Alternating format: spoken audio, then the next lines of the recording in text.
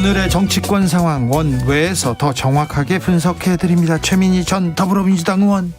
안녕하세요. 불굴의 희망 최민희입니다. 불굴의 희망 최민희, 그리고 일산의 희망 김연아. 네, 안녕하십니까. 일산에서 국민의 일상을 지키는 정치 김연아입니다.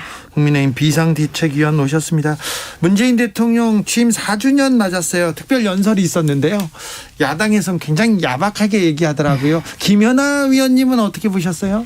저는 오늘 오전에 9시 반에 비상대책위원회 제가 공개 발언에서 회의하더라고요. 네, 그래서 제가 두 가지 부탁을 드렸어요. 첫째, 너무 자화자찬하시지 마라.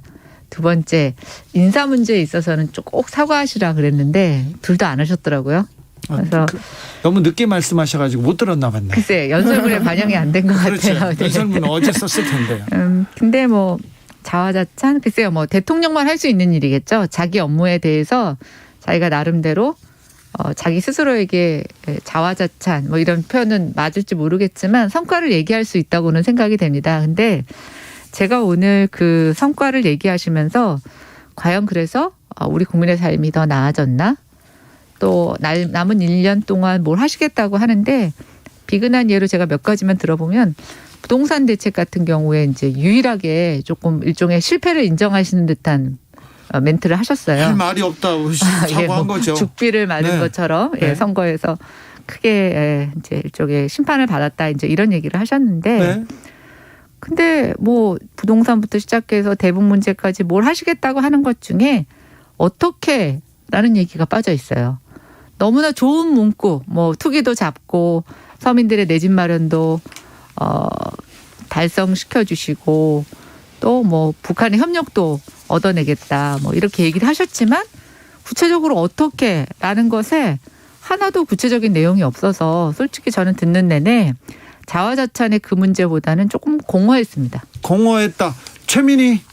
자화자찬이 없던데. 아니 그러니까요. 저거 되게 전반적인 그 연설문을 꼼꼼하게 읽어보면 자성의 기조였습니다. 부동산과 관련해서도 그냥 실패를 인정한 게 아니라 이러이러한 방향으로 투기를 억제하고 뭐 이렇게 갔는데 어쨌든 결과가 부동산 값이 안정돼야 되는데 폭등했기 때문에 할 말이 없다. 그러니까 이건 굉장한 반성이고 코로나와 관련해서도 이건 국민의 저력이다. 이렇게 얘기를 하셨고, 그리고 지금 상황 자체가 대통령께서 나 뭐 잘했다 이럴 상황이라는 인식이 아니었던 것 같아요. 그래서 그 부분은 글쎄 그게 보기에 따라 자화자찬으로 보일 수 있을까? 저도 생각해 보도록 하겠습니다. 그리고 저는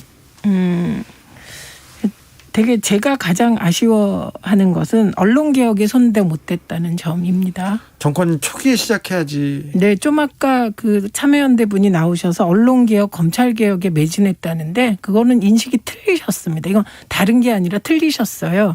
문재인 정부의 소위 방송정책은 이명박 대통령의 종편 특혜 정책이 계속 지속됐고 나중에 만 3년 차 들어서면서 종편 특혜에 그 머스트 캐리 의무 전송을 폐지했는데 의미가 없는 상황이었습니다. 그래서 언론개혁 부분은 정말 손도 하나도 못 대고 지금까지 온 부분이 저로서는 굉장히 아쉽습니다. 네. 그리고 특히 민감한 부분에 대한 얘기도 있었죠. 문자에 대해서도. 네.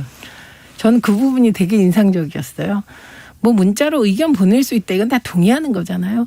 근데 대통령께서 스스로를 칭하면서 저를 지지하는 분들이라고 하니 더 예의 바르게 문자를 하시는 게 좋지 않겠냐.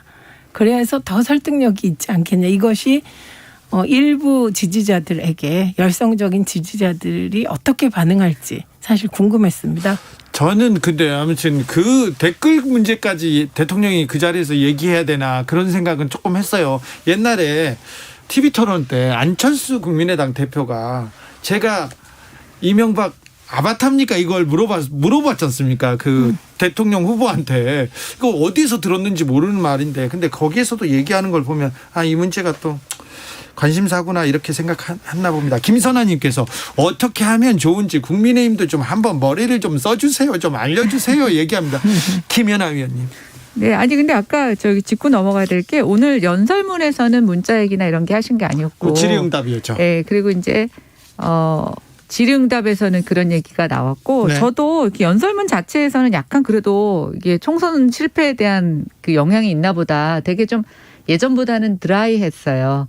근데 제가 보니까 질의응답 과정에서 이 연설문에 빠진 일종의 아까 제가 비판했던 자화자찬이 들어가 있었고 그래서 이제 제가 좀 그거를 구분할 필요가 있다는 생각이 들었고 어떤 부분이었죠? 자화자찬이 어떤 부분이었죠? 아니요, 인사 검증? 그것도 예, 그쵸. 자화자찬이 아니었습니다. 아니요, 저는 그 부분은 조금 굳이 제가 아까도 얘기하자면 반론, 변명 이 사람을 한 데 대해서 다른 이런 점도 있었다라고 얘기했지. 국민의힘에서는 그 인사검증에 대해서 얘기 나온 게 굉장히 좀 아니 그 걸렸군요. 의외로 되게 의외였어요. 왜냐하면 민주당에서 지금 청문회 보고서를 채택을 좀 미루고 있는 상황이잖아요. 물론 오늘까지 시간이 있어서 그러긴 하지만 그리고 어제 당정 회의를 하면서도 좀 일부 민심을 살피는 듯한 모습이 보였는데 오늘 대통령의 반응은 그냥 임명하겠구나, 임명 강행하겠구나라는 뉘앙스를 좀 이렇게 강하게 받는 멘트였고 제가 아까 오전에 말씀드린 것처럼 인사 7원칙 지금 하나도 못 지키고 있어요.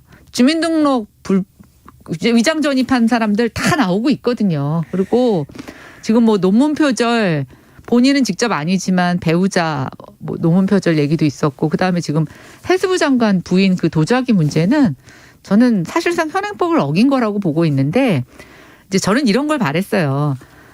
내가 인사원칙을 되게 강하게 주장해서 처음에 되게 잘해보고 싶었는데 우리 사회가 이런 것들을 다 암묵적으로 관행으로 해와서 진짜 사람 찾기가 어려웠다. 정말 그 부분에 대해서 미안하다. 그리고 뭐 일부 법을 어긴 사람에 대해서는 저는 이번에는 지명을 철회하는 것도 맞다고 보거든요. 그런데 그런 얘기 하나도 없이 야당이 비판한다고 해서 잘못된 게 아니다. 오히려 청문회 제도가 이상하다고 얘기를 하시니까 정말 할 말이 없더라고요. 근데 저는 그 위장 전입이 다 위장 전입을 문제 삼은 게 아니에요. 기준이 있었어요. 두 가지입니다. 하나는 좋은 학교 보내려고. 그다음에 또 하나는 돈 벌려고 부동산 문제로 그 위장 전입의 기준이 있었습니다. 그리고 그 뭐 위장 전입 한 번도 안 하는 게 맞죠. 근데 그 외에 다른 이유는 명시되어 있지 않아요. 그러니까 사실만 알려드리는 겁니다. 판단은 별개로. 그다음에 논문 표절이라고 말씀하시는데 표절 아닌 게 그 논문에 같이 조력했던 분들의 1저자, 3저자 다 올라가 있기 때문에 그걸 표절이라고 하진 않아요. 그래서 이례적으로 과학계에서 표절 아니라고 얘기까지 했습니다. 그래서 저는 그 박준영 후보자의 도자기 문제 이 부분은 얼마 이득 본 건가요? 뭘 한 건가요? 그게 다 모호하더라고요. 자료가 구체적으로 없어요. 얼마짜리를 들여와서 얼마를 팔아서 밀수라고 주장하시는 건가요? 그걸 본인이 가지수와 금액을 신고를 안 하고 있잖아요. 아니 그러니까 구체적으로 그 얘기를 좀 그러니까 해주시면 그 자료는 좋겠는데. 도자기를 갖고 있는 본인이 얘기를 해야 되는데 그런데 판 게 없다는 거잖아요. 그건 팔았으면 판 게 없는 게 아니라 지금 그 가게가 고양시에 있더라고요. 그래요? 네, 그래서 최근에 저희 지인들이 확인해서. 그 가게를 찍어가지고 왔는데 지금 문을 닫아놓고 있는 상태예요. 그리고 그 가게에 도자기가 진열이 되어 있어요. 얼마를 팔았는지도 그분이 얘기해야 되는 거예요. 그렇죠. 그러니까 제 말은 확인된 게 없다는 거예요. 지금까지. 그런데 그 박준영 내정자의 댁에서는 특이한 일이 발생했어요. 해수부 노조가 이분이 꼭 국가를 위해서 일해야 되는 분이다라는 성명을 냈더라고요. 그러니까 저는 그런 경우는 또 드물어요. 그러니까 지금 최근에 예를 들어 우리 해운회사 도산 때 일 처리를 잘했다, 능력이 있다 이 얘기를 노조가 하는 건 처음 봤거든요. 그래서 저는 도자기 문제에 대해서 조금 유보적으로 여야가 청문위원들이 사실을 좀 확인해서 밝혀주시면 어떨까 합니다. 그래서 무조건 예를 들면 논문 표절이라고 야당이 규정하면 논문 표절이 아닌 거예요. 그래서 긴 건 기고 아닌 건 아니다. 좀 이렇게 좀 명확하게 있으면 좋겠어요. 그리고 노영욱 내정자는 전혀 문제가 없다니까요. 이 부분은 이분 개인에게 책임을 물을 일이 아닙니다. 구체적으로 살펴보니. 그래서 노영욱 내정자에 대해서는 저는 아닌 건 아닌 것으로 야당에서도 띄어내주고 그래서 임혜숙 내정자에 대해서는 예를 들면 논문 표절은 과학계가 아니라는데 과학계 심사를 했더라고요. 신속하게. 그래서 좀 그동안에 못 보던 일이 벌어진 거예요. 김우성님께서 인사검증은 먼저 참된 사람을 선출해서 능력을 검증해야지 부정한 인간을 놓고 검증하라면 됩니까? 이런 의견을 또 주셨습니다. 그래서 국회가 오늘 국회 국회가 오늘 청문 보고서 채택한답니까? 안 한답니까? 임혜숙, 노영욱, 박준영 장관 어떻게 됩니까? 총리는 어떻게 됩니까? 어떻게 돼요? 물어보는 겁니다. 저희 지금 다 원해잖아요. 오늘 서병수 국민의힘에서는 위원장이 네, 오늘 회의를 안 하고 대통령의 기자회견을 보고 김부겸 총리를 안 하겠다 이렇게 얘기를 하셨대요. 언론 보도에 따르면. 근데 그거는 또 왜 그렇죠?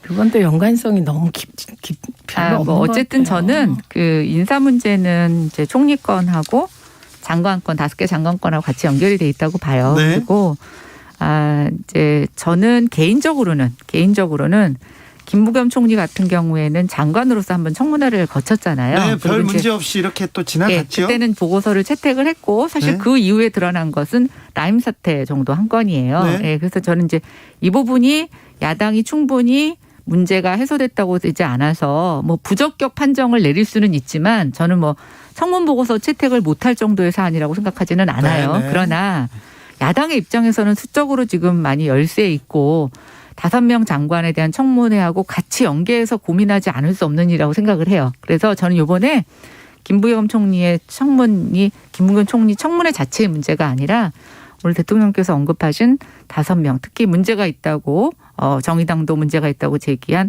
그 3사람권에 대해서 대통령이 좀 발언하신 것에 대해서 이거는 야당과 청문위원들의 문제 제기를 대통령이 수용할 생각이 없구나라는 이런 의사표시로 저는 야당이 받아들인 거라고 생각해요. 근데요. 이거 팩트 체크잖아요. 정의당은 박준영, 임혜숙 후보만 얘기했습니다. 노영욱 후보는 아니에요. 왜냐하면 네. 이분은 저 개인적인 기책 사유가 아니라니까요. 알겠습니다. 야당이 반대해서 검증 실패라고 생각하지 않는다. 이 말이 이게 또 청문회까지 또 보고서까지 채택 안 할 일인지는 또 생각해 볼 문제입니다. 0646님께서 전 대통령 20년 17년 선고 받아도 사면하라는 등 말하는 등 능력 있으면서 사면하라면서 능력 있으면 등용해야죠. 이렇게 얘기합니다. 자, 주진우 라이브 2부에서 우리 다시 이어갈까요? 원의 시점은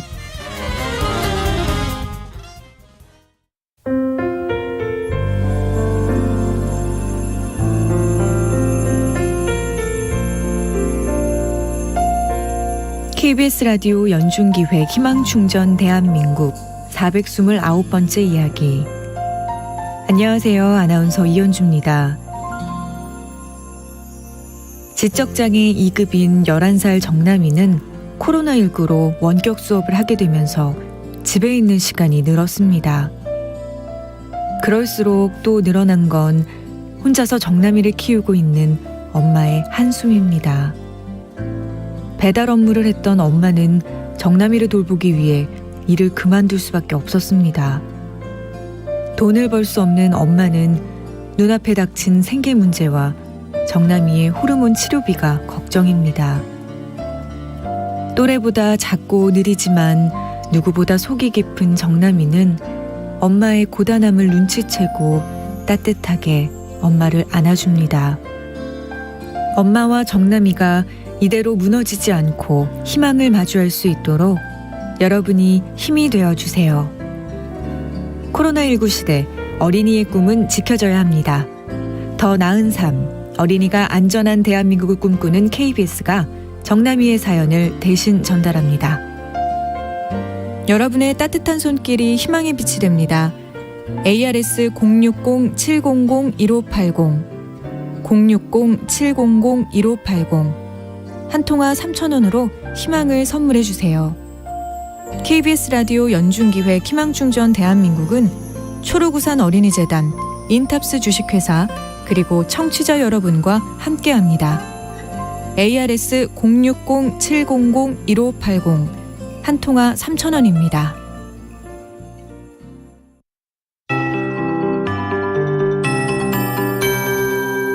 KBS 58분 날씨. 오늘은 흐린 가운데 이따금씩 비가 지난 곳이 있는 한 주 시작 월요일이었습니다. 오늘 충청과 남부지방은 비가 조금 더 지날 전망인데요. 이들 지역은 내일 새벽이나 아침, 오전까지 지역에 따라 비가 조금 더 내린 뒤 그치겠고요. 제주도는 오늘 밤부터 낮부터 비가 내리기 시작하겠습니다. 경기 남부나 강원 영서 남부는 오늘 밤 빗방울 정도 예상됩니다. 따라서 내일은 수도권과 강원 지역으로 대체로 맑은데 비가 내일 오전까지는 이어지는 충청과 남부지방은 흐리다가 내일 낮부터 점차 맑아질 것으로 예상되고요. 제주에 오늘 밤에 시작되는 비는 내일도 가끔 이어질 것으로 전망됩니다.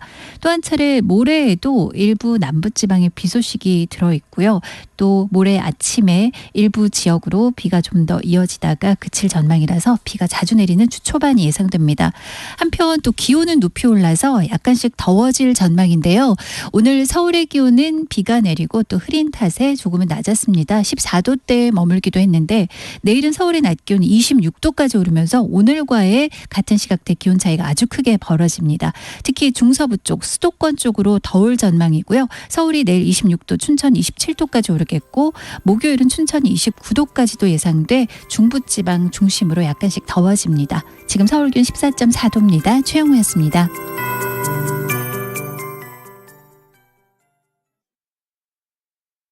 정성을 다하는 국민의 방송 KBS가 6시를 알려드립니다.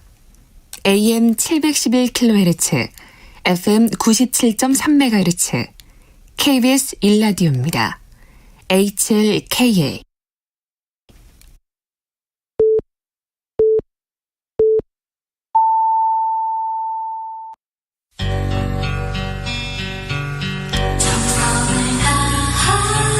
정성을 다하는 국민의 방송 KBS 주진우 라이브. 그냥 그렇다고요. 주진우 라이브 함께하고 계십니다. 라디오 정보센터 다녀오겠습니다. 정한나 씨. 코스피가 20일 만에 사상 최고치를 경신했습니다.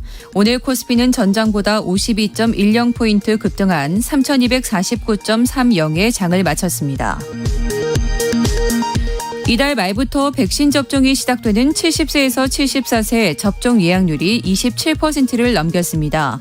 방역당국은 이달 중에 약 172만 명의 2차 접종을 완료하겠다고 밝혔습니다. 더불어민주당은 오늘 김부겸 국무총리 후보자 임명 동의안 심사경과 보고서 채택을 위한 인사청문 특위를 단독 소집했습니다. 고위공직자범죄수사처가 조희연 서울시 교육감의 해직교사 부당 특별채용 부당 의혹에 첫 사건 번호를 부여하고 수사에 착수했습니다.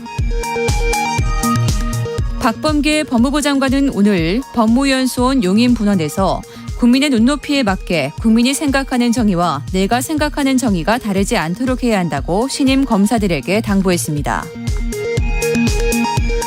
경제정의실천 시민연합은 폐기물 매립지를 둘러싼 수도권 3개 시도의 갈등을 해소하기 위해 환경부가 적극적으로 중재 조정에 나서야 한다고 강조했습니다. 지금까지 정보센터 뉴스였습니다. 정치적 원의 시점 최민희, 김연아 최민희 두 분과 함께 달려가고 있습니다. 9191님께서 민주당이 살려면 2명은 이유 불문 임명하면 안 됩니다. 얘기합니다. 2180님께서 장관 다 임명해야 합니다. 1년짜리 장관 국민의힘 이 두 눈 뜨고 감시하세요. 얘기합니다. 8429님께서는 털면 다 먼지납니다. 일을 잘할 수 있는지를 파악해야죠. 얘기합니다. 민주당이 살려면 2명은 이유 불문하고 임명하면 안 된다는 9191님의 문자에 대해서 저는 최종적으로는 청와대가 결정할 테지만 어쨌든 민주당의 의견을 충분히 수렴해서 최종 결정을 하지 않을까요? 다만 이분들을 검증하지 않았다거나, 그러니까 공격 자체가 검증도 안 한 거 아니냐 이렇게 올라오니까 그건 아니다라고 얘기하는 거였다고 봅니다. 그래서 오늘 그 기자회견 때문에 전부 다 임명할 거다. 저는 이런 건 그럴 것 같지 않습니다. 그것도 별개 저는 문제죠? 별개라고 생각합니다. 문재인 정부 1년 남았습니다. 이제 1년 남았는데 뭘 해야 될까요? 김연아 의원님? 민생, 경제 챙기시는 게 제일 중요하다고 생각해요. 네. 오늘도 사실은 과거보다는 개혁이나 공정 이런 얘기보다 경제 얘기를 많이 하셨더라고요. 네, 근데 오늘 연설문에도 나와 있지만 다른 어느 나라보다도 우리가 코로나 위에 경제 회복이 빠른 나라라고 일종의 자화자찬 칭찬하시고 팩트일 수도 있어요. 지표상으로는. 근데 제가 우려하는 건 뭐냐면 그게 대통령이 보시는 지표만큼 일반 국민들한테 체감되고 있지 않아요. 그리고 정규적으로 매달 월급을 받는 근로자들은 모르겠어요. 그러나 자영업자들 또 지금 매월 월급 받는 분들 중에서도 기업이 구조조정 상태여가지고 터무니없게 월급이 적게 들어오는 그런 어려운 사업장들도 있어요. 그런데 비정규직 소상공인 더 힘들어요. 그러니까 이제 뭐 자영업은 말할 것도 없고 그런데 대통령께서 말하신 오늘 그 우리가 어느 나라보다도 빠르게 코로나를 회복하고 있고 뭐 반도체 경쟁력 다 좋은데 그러면 나의 삶은 나의 경제는 이랬을 때 오늘 제가 그래서 아까 허망하다는 표현을 썼어요. 그래서 제일 중요한 건 뭐 잘한 거 역사가 평가할 겁니다. 근데 대통령은 나머지 1년 동안 정말 이 코로나로 어려운 국민들을 보살피고 이분들의 삶을 정상으로 돌려놓으시는데 저는 전력을 다하셔야 된다고 생각해요. 최민희 의원님. 네, 저거 연설문 꼼꼼하게 봤거든요.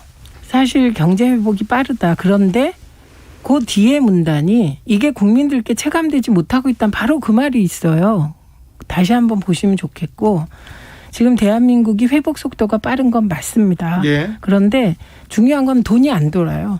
국내에서 이렇게. 네. 그러면 이거에 대한 대책은 뭐가 있을까를 정말 깊이 고민해야 돼요. 이건 여야가. 그래서 대통령께서 회복만 빠르다라고 말하지 않았다는 거. 이건 제가 구체적으로 돈을 돌리는 걸 뭘 하시겠다고 얘기를 하셨어요. 아니, 정부가 주는 돈 빼놓고. 의원님, 그 연설문에서 그 얘기를 다 할 수는 없는 거잖아요. 그러니까 연설문은 긍정적인 면이 있는데 이 부분이 부족하다. 그래서 의원님 말대로 내 삶이 바뀌었냐 나빠졌다. 그거 다 들어있습니다. 보세요. 예, 그리고 저는 첫 번째가 코로나 종식이라고 생각합니다. 그래서 코로나를 확실히 종식시켜서 내년 초엔 마스크 벗게 하는 것 이거에 총력을 기울이면 사실 경제에 있어서도 많은 부분이 일단은 해결이 되고요. 그다음에 두 번째는 검찰개혁의 경우는 저는 공수처와 수사권 조정 제도화만으로도 네. 문재인 정부가 어마어마한 큰일을 했다고 생각합니다. 그렇죠. 그래서 그 성과가 이제 정착되도록 하는 것, 요게 남은 과제라고 생각하고요. 그리고 그 중대범죄수사청이나 이런 건 조금 지금 현재 민주당이 해놓은 이 큰 일을 잘 정착시키고 나서 조금 지켜봐도 된다고 생각하고요. 네. 그다음에 저로서 가장 아쉬웠던 게 언론개혁에 손도 못 댔다. 네, 의제화도 못 시켰다는 거라서 첫째는 포탈 편집을 합리화하는 방향.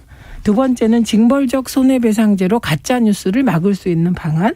세 번째는 구미디어, 신문에 있어서 ABC 협회를 해체하는 방안 등등에 대해서는 민주당이 꼭 해결해야 될 과제라고 생각합니다. 자, 이에 대한 김연아 위원님의 생각은 언론개혁에 대한 부분도 부탁드리겠습니다. 네, 저는 일단 그 코로나와 관련해서 네? 종식 필요합니다. 그런데 저는 실질적으로 종식이 어렵다고 봅니다.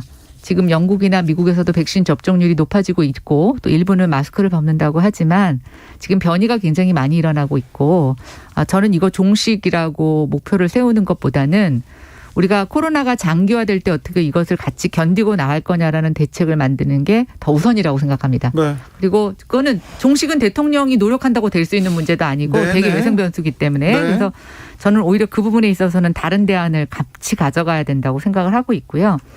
개혁의 문제 여러 가지 있을 수 있죠. 근데 저는 이제 국민들이 약간 개혁의 피로감이 있다고 생각이 됩니다. 그리고 개혁의 성과는 당시대의 평가를 얻으려고 하면 안 된다고 생각합니다. 네. 그러려면 정말 이게 정치인들이 자기 치적을 위한 개혁이 될 거고요.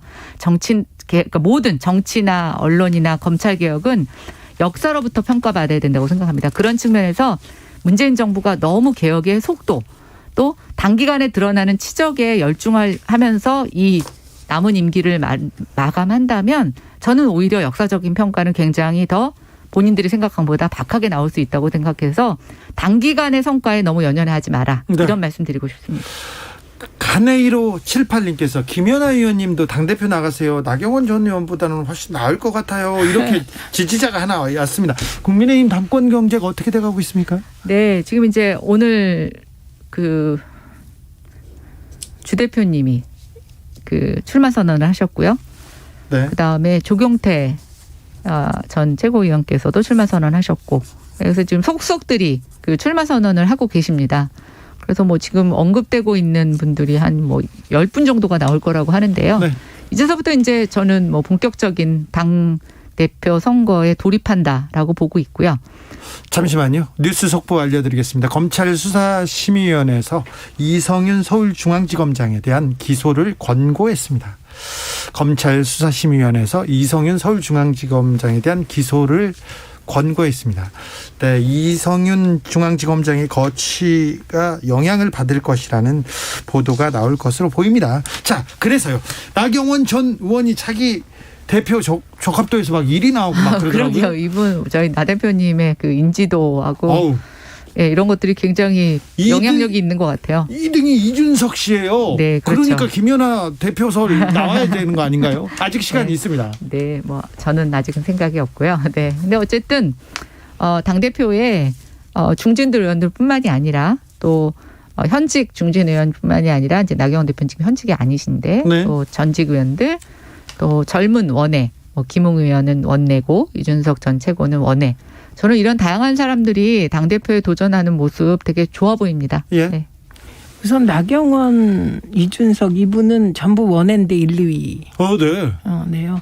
그러니까 이게 인지도라는 거예요. 예. 그래서 구체적으로 당권 경쟁이 진행되면서 어떻게 될지는 지켜봐야 될 것 같고. 아, 그럴까요? 지금 갑자기 당대표 경선 이 레이스 과정에서 김웅 검사 하고 전 검사와 홍준표 전 검사께서 둘이서. 설전을 벌이는데 네. 근데 이 설전의 내용이 다 일리가 있어요. 서로.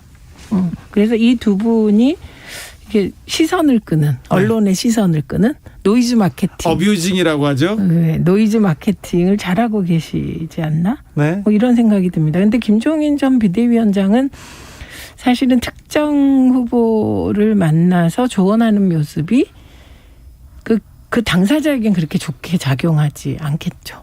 근데요, 그러니까 김웅 의원께. 네, 김종인 전 비대위원장이 윤석열 별의 시간을 잡아라 뭐라 해가지고 윤석열로 될 것이다. 윤석열만이 길이다. 이렇게 얘기하시다가 최근에는 윤석열 전 총장이 좀 반응이 없으니까 윤석열 총장한테 좀 화가 나셨나 봐요.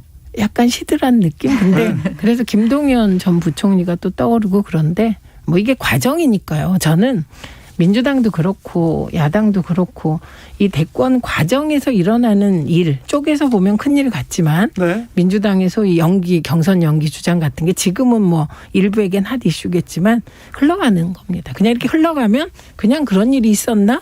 까먹는 일이 될 것 같거든요.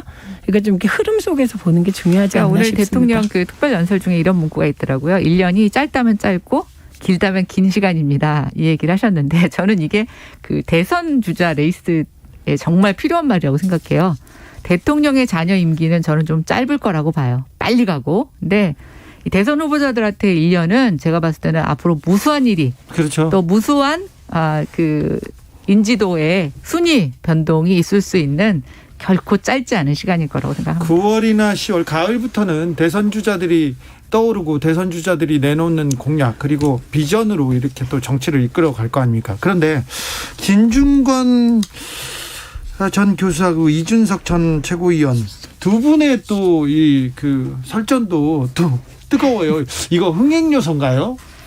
네, 일단 그 이준석 최고의 발언이 여러 가지 논란에 휩싸이면서 오히려 이제 노이즈 마케팅에 제가 봤을 땐 굉장한 수혜를 받고 있는 것 같아요. 그런데 뭐 말하는 거 보면은 조금 이렇게 네.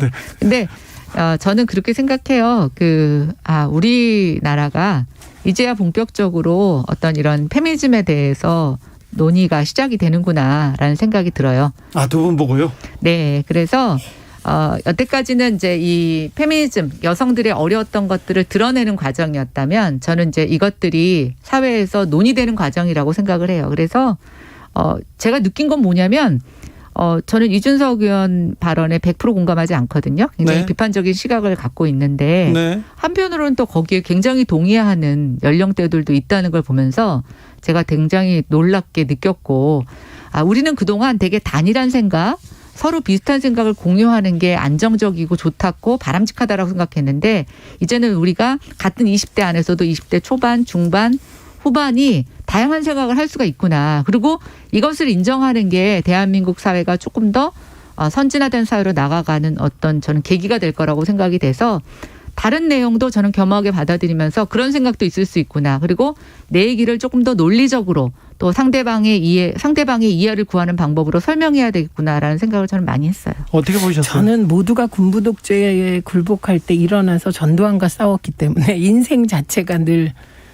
이렇게 다수파하고는 좀 내부적으로 안 맞아서 그게 이제 민주당 성향인 것 같습니다. 민주당이 늘 시끄럽잖아요. 네. 막 문모닝까지 나올 정도로. 근데 요즘 오히려 민주당이 조금 선거에 계속 이기면서 좀 조용해진 거고 원래 시끄러운 정당이 민주당인데 그 시끄러운 게 나쁘지만은 않다. 그런 거고. 그리고 구체적으로 지금 진중권 대 이준석, 김웅 대 홍준표. 국민들이 둘이 뭘로 싸운다는 걸 기억하실까요? 저는 정치인은 자기 부고 빼고는 무조건 언론에 나오는 게 좋다. 그 법칙이 여기에도 적용되고 있다고 생각합니다. 만약에 초선이나 젊은 당대표가 국민의힘 대표가 된다면 국민의힘은 어떻게 될까요? 국민의힘의 대선 레이스는 어떻게 진행될까요? 만약에 진짜 저희가 초선에서 또는 젊은 친구들이 당대표가 된다라고 하면 네. 국민의힘은 제가 봤을 때는 굉장히 많이 바뀔 거예요. 그리고 혼란이 있을 거예요. 여태까지 그런 적이 없었고 내부에서 사실은 가만히 두면 그렇게 되기 어려운 구조적인 그 어떤 틀을 갖고 있습니다. 근데 만약에 그렇다면 정말 대단한 일이죠. 그 혼란이 국민의힘에게 나쁘지만은 않을 거예요. 네, 저는 긍정적인 힘이 될 수 있을 거라고 생각합니다. 자, 초선 박용진 후보가 민주당 대권 후보가 될 거다라는 말과 똑같다고 생각합니다. 그게 무슨 말이에요? 그러니까 네. 초선이 당대표가 된다는 말은 네. 그 구조상 네. 지금 현재 민주당에서 네. 그러니까 언론이 박용진 의원을 되게 우호적으로 표현을 하는데 그 박용진 의원이 민주당 대권 후보가 되면 어떤 일이 벌어질까 하고 똑같은 얘기라고 생각합니다. 좀 허황된다는 말인가요? 안 된다는 거죠? 구조상 안 되는데 네. 그런 일이 벌어진다면 양당엔 완전히 소용돌이가 일 것이다. 이런 네. 표현입니다. 알겠습니다. 박용진 의원 갑자기 뒤통수 땅 그런 것 같은데요. 의문의 일패. 아니, 의문의 1승. 아, 그런가요? 아니 아까 정치인은 어디든 부고 말고는 나오는 게 좋다고 했지 않습니까? 박용진 의원한테도 한번 얘기를 들어보죠. 자, 여기까지 할까요? 정치적 원의 시점 최민희 전 의원님 그리고 김연아 국민의힘 비상대책위원과 함께했습니다.